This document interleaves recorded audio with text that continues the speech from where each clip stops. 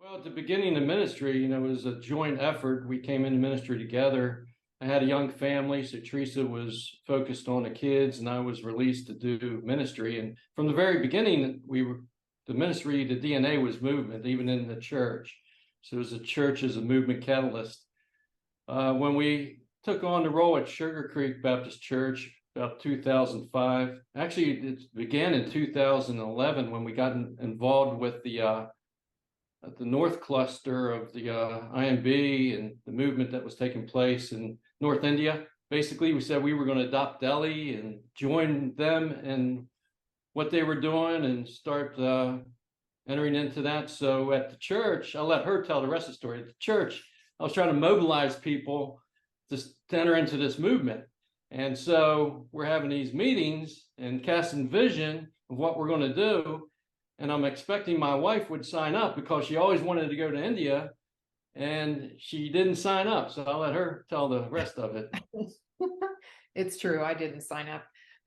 When we had the first meeting and I found out that we were going to have to go out and actually share the gospel and that we weren't going to minister to orphans, I was like, oh, I can't do that. That's Don thing. That's not my thing. And so to make a long story very short, I went to the first meeting, or I had to go to the next meeting because it was at our house and I was kind of trapped in it. And he again said, you haven't done your paperwork to go. And I said, I can't go. And he said, well, I'll challenge you, go to training, be part of trainings, help lead trainings. And then also I said, I can't afford to go. And he said, well, I'll tell you what, you send out your support letters. If you don't raise your money, then we'll talk about it. Well, the first 3 people supported the trip, went to trainings, helped lead trainings. And then my first trip literally changed my whole perspective on what missions really was. And it was about sharing the gospel and being in the harvest. And so I didn't ever say, let's go to an orphanage again. I think that's great, but it just literally changed me.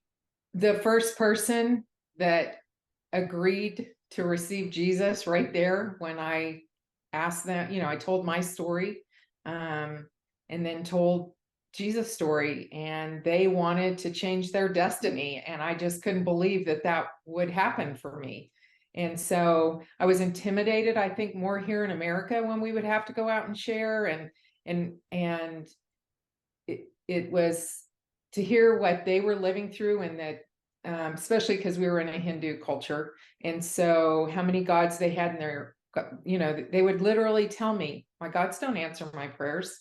And so being able to know that we serve a God that answers their prayers. And then when they accepted Jesus, their whole countenance changed. Their whole destiny was changed. You had some signs and wonders. Oh, yeah, we did. About Mala. Yeah, we had a healing take place that was miraculous. And we were told she was going to die. So we went to pray over her. And we got to the hospital, she was bringing me a chair. And we got chased out of the hospital because so many people were accepting Jesus because of her healing. And then she came out and bought us chai afterwards. So yeah, we got to see some pretty miraculous signs and wonders that God did for us to be able to see and witness and testify to. Well, we just began that journey of the next trip. The next time I signed up and led trips, never thought I could lead a trip.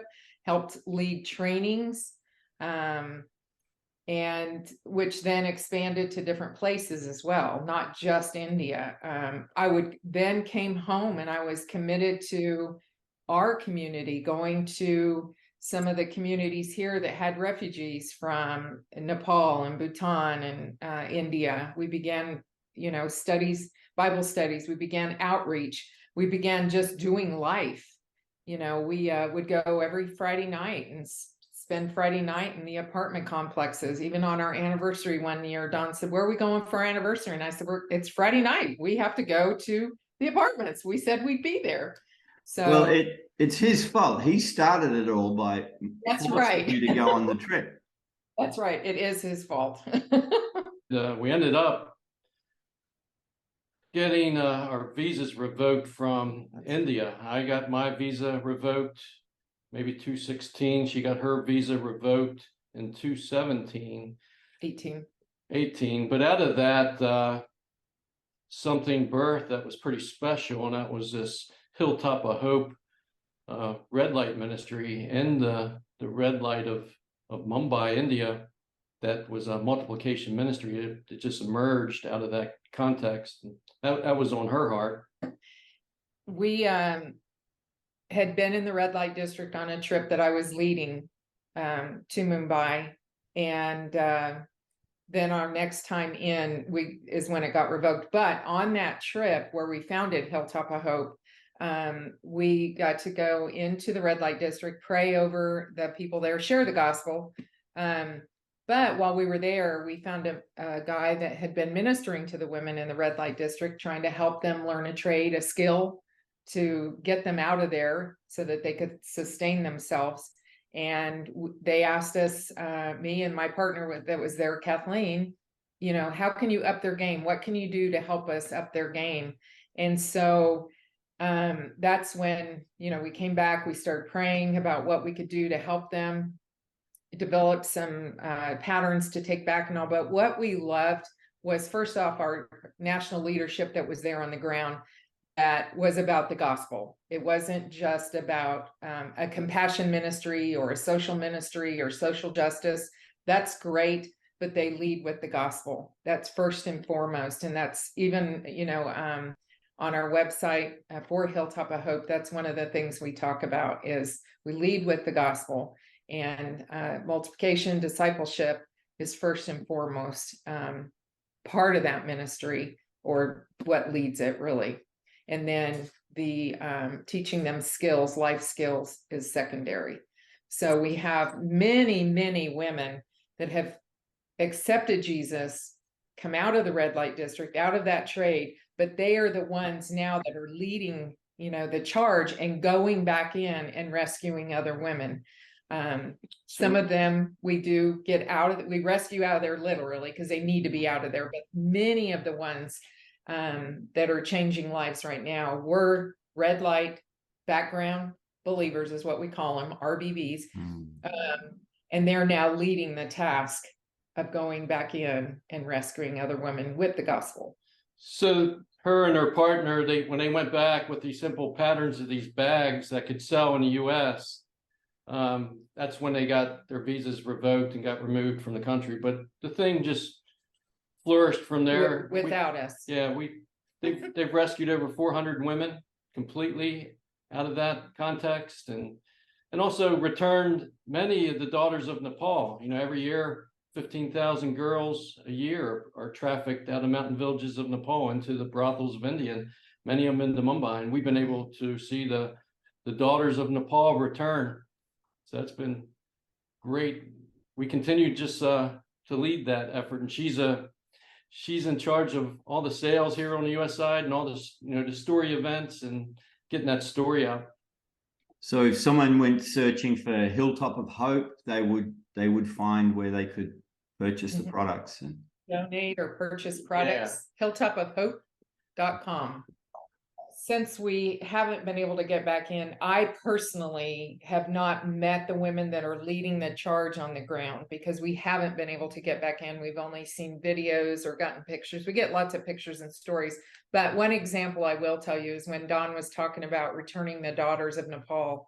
In January of this year, we got to go to a place in Kathmandu called Asha, Nepal.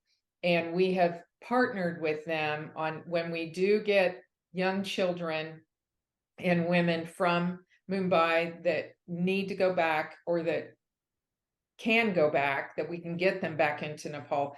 Asha Nepal takes them in, helps rehabilitate them, get them the health care that they need, and also life skills, schooling, whatever it might be. And so this January, we got to walk on that campus and meet many of them. I get very emotional because it was the first time I got to meet some girls that we've actually had a hand in helping, through the work of the Holy Spirit, because it's not us. All this that's happened has been through the Holy Spirit. But we got to meet and touch and hug and hear stories of these girls that have been rescued and what that has meant to them, and the trajectory of their life has now changed forever in these children. So, and there were probably 20 some at that point that were there. But the adult girls we got to talk to, just the hope, the new life that they now have, the care that they're being given, the love that they're being shown is beyond what I ever imagined to be able to get to witness and be a part of. So that's my most memorable. Mhm. And someday when I get back into Mumbai and I get to meet these other women, then I can talk about them, but they're just amazing. They work so hard. They work tirelessly, day in, day out in the harvest. But another place that spread is into Colombia, South America. We used Troy Cooper's 3-touch model and launched out No Place Left Bogota, probably 218, and it worked, man. It really worked. And we saw, like, the first year we saw 90 new churches, 700 new worshipers emerge in Bogota alone, and about half a dozen different leadership networks spread throughout Colombia. But in that context, we also birthed Hilltop of Hope in Bogota. They have a tremendous prostitution issue, and just these Venezuelan refugees that are coming into Colombia. I mean, husbands and fathers will sell their daughters for $1. I mean, literally sell them to a trafficker for $1. And so it's just horrific, some of the stuff. And Teresa's helped, she's helped with the training in that movement. She was part of that 3-touch launch training team, and also developing and forming the Hilltop of Hope. We just had 30 girls completely rescued, restored with a new way of thinking, new way of living, new way of loving, coming out of the brothels in the red light district of Bogota. We got these national teams, these red light background believers are going into the heart of darkness in the Mumbai red light district. They're going and praying with people. They're getting to the gospel. You know, it's just like Rahab's hope. She saw the hope of the God of Israel, and she put that rope out there, you know, and so I think these people in that darkness see that light, and they're drawn to them, and they see some hope, and they come and talk to them and say, you know, to talk about their circumstances. You know, my husband sold me into prostitution and such, and now I'm trapped in this and I can't get out, and I want to go back to my home village, and so it begins that way, and then it's messy. It's messy. They may continue to feed the family by doing that business, but eventually they get loved on, and we move them into a community, a loving community, a healing community as well. And then as we can, we'll help walk them into a new relationship with their family, because many times they're rejected by their family or their village, but we'll walk them, you know, they'll journey with them in that process and make sure it's safe, make sure it's secure, make sure it's permanent, and that there's not exploitation or anything like that. So, but it looks just like what we do all around the world, Steve, as far as in the red light. It's just, we lead with the gospel. We begin to love one another in this 3/3 format, basically is authentic biblical community. We use trauma-based tools in that as well now, that are some of the best practices I think a lot of No Place Left people are using today for the refugee crisis and such. But we've introduced that into this context. It works very effectively with these women, but it's all consistent with the same models of multiplication, you know, the 3/3, but it has some real good trauma-informed tools. And, you know, it just emerges as church. It's a loving community, and we equip them to go and make disciples. And if they're not going right back into that red light and reaching their sphere of influence, they go back into their villages. In many cases, we've seen them develop churches within their villages. And typically, is it majority women because of the nature of the field? Yeah. Yes. Yes, and then we it's fascinating, but we see a redeemed transgender church there as well.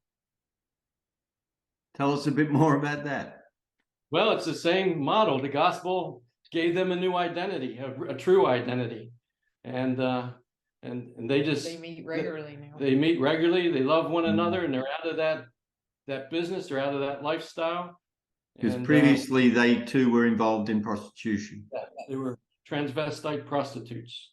Mm. Yeah. Yeah. Yeah, we had such breakouts. We were sending in some, U.S. church teams into this really hard area. We called it the caged area. The real beautiful young girls, they would literally cage them up. Hmm. And the ironic thing, it's all Muslim-owned area. It's all owned by these Muslims. And but basically, we're going in there same way with these church teams, just undercover. They'd have headscarves on and glasses, and they'd get to the gospel, and they were having such breakthroughs. We now, instead of calling it the caged place, we call it Freedom Street. Mm. Wow. You did a pretty good job, but I still haven't cried. Year and a half ago, we left after 20 years of church-based ministry, which we pretty much did that together. They got a 2-for-1 deal in that role. We left for the ministry of Reach the Rest and became the global strategy leader for Reach the Rest, which is a movement organization, just basically bringing in a lot of the relationships I had around the world and just helping to catalyze movement. But we do that together. We travel together. We train together. We were in a month in West Africa earlier this year and training together. And she just brings, just such an element that I can't. I mean, she has such a dynamic, outgoing personality and connects with the women so well. And she's just a tremendous compliment and support to me that allows me to even exponentially increase what I'm able to do. It's just so, we always say we're amazed by God's timing, but if this would have happened 10 years ago, I wouldn't have been able to do this. So it's all in God's timing that it's worked out this way. And I do have the freedom to go with him. And I'm always amazed to be able to see Don in action. First off, it's so much fun to be traveling alongside him, but then to be able to be an asset and train and lead and work with, our leaders and our partners out there has been really rewarding, I think, would probably be the word I'm looking for, just to be able to speak into these people's lives and be a part of them. But, you're on an equal footing with them. I just love being able to watch them when we do some of these trainings, to watch them learn the tools, and then they're up there just nailing it when we do the repetitions. And then you take them out sometimes for the first time because maybe their church hasn't done this before. And they're just like, this works. What do you mean this works? I didn't know this would work. So it was some of the churches that we got to train in West Africa this year. That's just what I saw. It's like a light bulb went on, and they're thinking, why haven't we been doing this all along? So that's been very encouraging. And I'm not a good dancer, but Theresa's a good dancer. And she's dancing in Ivory Coast with the West Africans, and she's dancing with the Iranian leaders, and that was so she's a multicultural dancer. Our desire is that it's a spirit-led, spirit-empowered movement organization that's focused on Indigenous leaders, identifying, helping, equipping Indigenous leaders get to their vision of multiplication amongst the least reached peoples in the world. DMM, CPM, it's all relationships with, like-minded visionary apostles around the world, getting the visions, and it's been beautiful. I talked to you a year ago when I was just trying to figure this thing out, and God has been finally really giving me understanding of what our role is and what the future of Reach the Rest is, and it's been really emerging really, really well. So just the relationship, some of these national leaders that we're with around the world has just been incredibly rewarding is a good word that she said, but just so privileged and honored to be walking alongside and helping these guys get to their vision. Yeah. And now you have a considering a move. Tell us a bit about that. Well, everyone is aware of the major crisis with the Ukraine conflict, the refugee displacement of people. It's been epic proportions, probably since World War II. We haven't seen anything like this, and that was burdening us. We got some of that trauma-informed training that was principally for the red light district, but we're thinking also for, train and equip and use it as an entry into this refugee context. But as we were discovering that, Reach the Rest didn't have any relationships, and I have never had any relationships in that region, Eastern Europe and Russia and such. And so just praying about that, and in that journey, we had, basically just talking with some leaders. We had the IMB Europe and Campus Crusade Cruise church multiplication leaders for Europe ask us to come in and just help raise up the level of leadership with their multiplication leaders. So basically come into that context, and really we've seen that emerge in Moldova in particular. Just everything just seems to be coming into alignment, and God orchestrating this. So coming into Moldova and basically helping national leaders break through barriers and raise up the level, raise them up to shoulder height as far as national leaders, as far as breaking through barriers and multiplication. They've got some good tools that they've applied. Even in Moldova, there's this one network of 60 some house churches, but they're all like first, second generation, and so helping them get to break through those barriers, get to movement, fourth generation and beyond. And so we intend to do a scouting trip in December and head there for 3 to 6 months in Eastern Europe, starting in Moldova in the March timeframe. Yeah, seasoned enough to get some national leaders with vision, get them moving, build relationships. We may come in and out frequently. I still have to lead the global strategy for Reach the Rest, but just hop short flights in different regions of the world just from Eastern European base is what we'll be doing. And what are you trusting God for in Moldova at the end of the time? I'm trusting God is there before me, and that He's already there, and I don't want to be anywhere that He's not at, and that He's sending us there to get to a movement that would glorify Him in post-Soviet state of one of these post-Soviet states.